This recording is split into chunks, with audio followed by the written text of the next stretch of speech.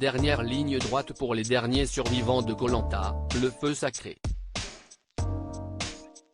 Ce mardi 30 mai, la parité est respectée et Julie Sen sort in extremis aux dépens de Quentin.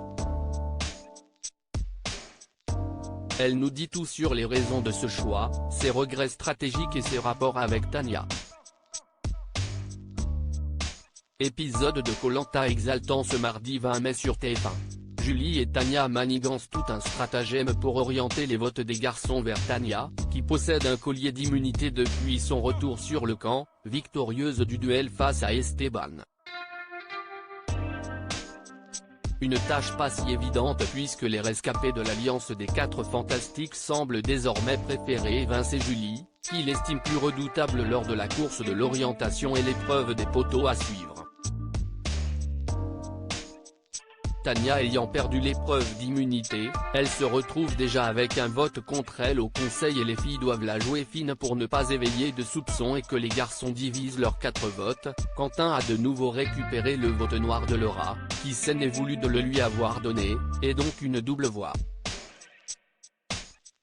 Comme elles ont réussi leur coup de maître grâce au précieux collier d'immunité exhibé devant Nicolas, les filles ont eu tout le loisir de choisir l'éliminé de leur choix.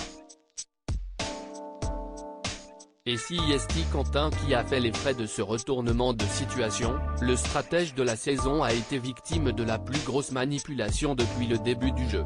Julie de Bever, Koh Lanta 2023, au tir à l'arc, je ne prends pas encore la mesure de la dent que Quentin a contre moi, mais alors pourquoi ne pas avoir tenté d'évincer le jeune homme, plus tôt dans le jeu, peut-être à la place de Gilles, moins stratège ? Julie explique, au moment où Quentin casse ma flèche, dans l'épisode 11 diffusé le 2 mai, note de la rédaction, je me dis que je suis aussi la dernière sans enfant, c'est une excuse qui a été beaucoup mise en avant. Donc je ne prends pas encore la mesure de la dent que Quentin a contre moi. Au vu des affinités envers les gens qui restaient, ça semblait assez logique même s'il aurait pu choisir Esteban à ma place. Quand on regarde l'épisode, on se dit qu'on avait peut-être choisi la mauvaise cible en éliminant Gilles.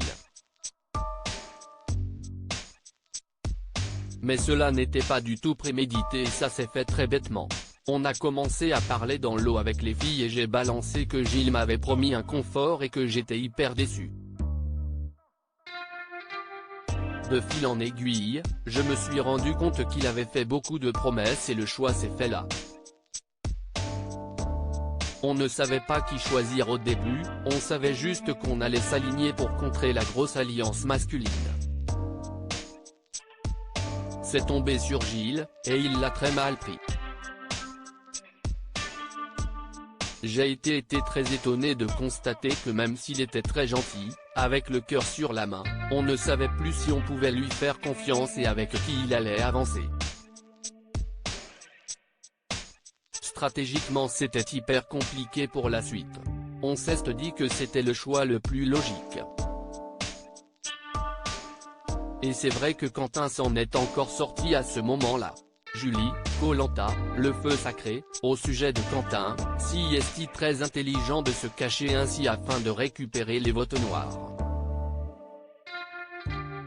Le charpentier de 26 ans, qui rêvait de construire sa maison avec sa compagne grâce aux 100 000 € de gains, avait su, jusque-là, orienter les votes sans jamais être inquiété. Mieux encore, il avait réussi à obtenir les votes noirs des éliminés qui croyaient en sa bonne foi. Mais ce mardi 30 mai, les masques sont tombés et Julie raconte. J'ai eu conscience trop tardivement du rôle que jouait Quentin, avec l'élimination de Laura. Quentin vote contre Tania, dans l'épisode 14 diffusé le 23 mai, note de la rédaction, après ce qu'elle a fait pour lui, elle lui offre le courrier de ses proches, note de la rédaction, j'ai trouvé ça bizarre. Mais si est-il très intelligent de se cacher ainsi afin de récupérer les votes noirs. Au moment de la diffusion, ça passe moins bien. C'est perçu comme un coup de Trafalgar. Cette alliance masculine était très soudée. Même si j'avais de très bons rapports avec Nicolas, il ne me disait pas tout. Il protégeait aussi son alliance masculine, il ne pouvait pas tout me déballer. Julie, finaliste du jeu de TF1, je l'ai eu un peu mauvaise. La footballeuse professionnelle a même refait le match avec Laura, éliminée la semaine dernière et ne cache pas ses remords de ne pas avoir contré plus tôt l'alliance masculine. On s'est eu au téléphone avec Laura, et on s'est dit qu'on avait été vraiment bête de ne pas réagir quand on était 3 filles et 3 garçons. On n'a pas su faire un pas en arrière pour oublier de rendre les coups et penser stratégiquement. On a agi comme si on voulait aller le plus loin possible mais qu'on ne méritait pas la finale. C'est frustrant pour tous les téléspectateurs mais ça l'est aussi pour nous en voyant la diffusion. En choisissant Quentin pour cible, Tania, qui nous a expliqué qu'il lui avait très mal parlé au début de l'aventure, prouve aussi qu'elle ne se fait plus avoir par le candidat même si elle avait choisi de lui offrir son courrier la semaine dernière. Julie, Koh-Lanta, si Quentin avait eu l'immunité, on aurait évincé. Une action qui a d'ailleurs beaucoup agacé Julie. J'ai été très étonné quand Tania est rentrée sur le camp, dans l'épisode 14 diffusé le 23 mai, note de la rédaction. Certes, elle avait une petite dent contre moi mais je n'ai pas été négative envers elle, j'ai été franche et sincère. Je trouve un peu bizarre qu'elle oublie tout et fasse table rase pour avancer potentiellement avec Quentin. C'était peut-être stratégiquement intelligent mais je l'ai eu un peu mauvaise parce que ça m'a coûté, de voter contre elle, note de la rédaction. Alors que ça ne lui a pas coûté à Quentin de voter contre elle. Et je prends un peu des rafales de critiques alors que clairement, ça a été un crève-cœur. J'ai pris un coup derrière la tête. Pour autant, la sportive n'a pas apprécié que Quentin s'acharne sur Tania au conseil suivant. Un argument de plus pour éliminer le candidat cette semaine. Je me suis dit, punaise, Tania donne le courrier à Quentin, elle lui redonne sa confiance après tout ce qu'il a fait et il revote contre elle.